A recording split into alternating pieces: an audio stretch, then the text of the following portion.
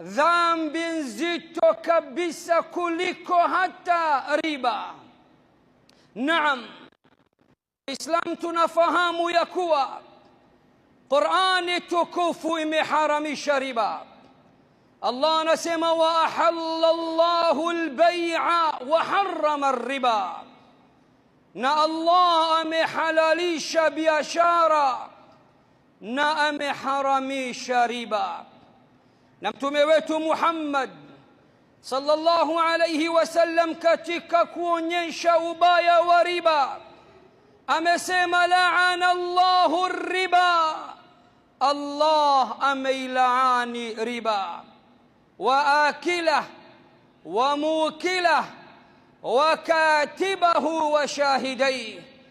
Allah ameilaani riba, amemlaani mlaji wa riba, amewalaani waandishi wa mikataba ya riba, amewalaani hadi mashahidi wanaoshuhudia muamala wa riba unapofanyika.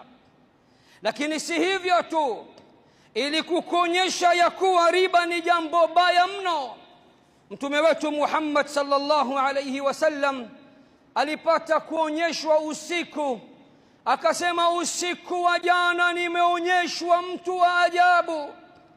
Nimeonyeshwa mtu mmoja anaogelea katika mto ambao ni wa damu tupu, anapiga mbizi, anazama na kuibuka, kisha kila akijaribu kutoka kwenda nje ya maji yale, kuna mtu kamsimamia kando kando, anamrushia jiwe kubwa mdomoni, naye anafungua mdomo kama mamba na kumeza ile jiwe.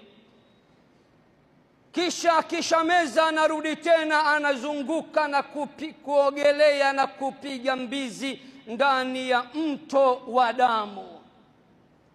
Ni vivyo hivyo huyu mtu anavyoishi. Mtume Muhammad akastuka, akauliza, nini kama hii ya ndoto? Huyu ni nani anayeogelea ndani ya mto wa damu, kisha akijaribu kutoka kuna mtu kamsimamia, anamzuia asitoke, na anamtupia mdomoni zinga la jiwe, naye analimeza?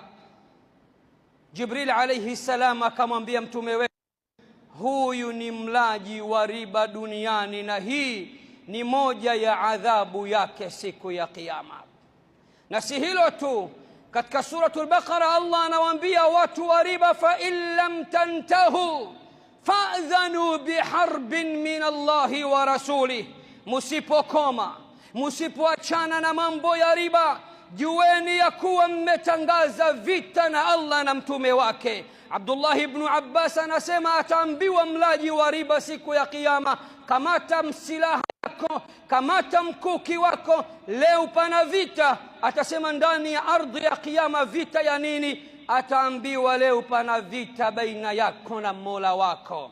Waislamu, mmepata picha namna gani riba ilivyo mbaya na ilivyo nzito. Lakini mtume wetu Muhammad anatuambia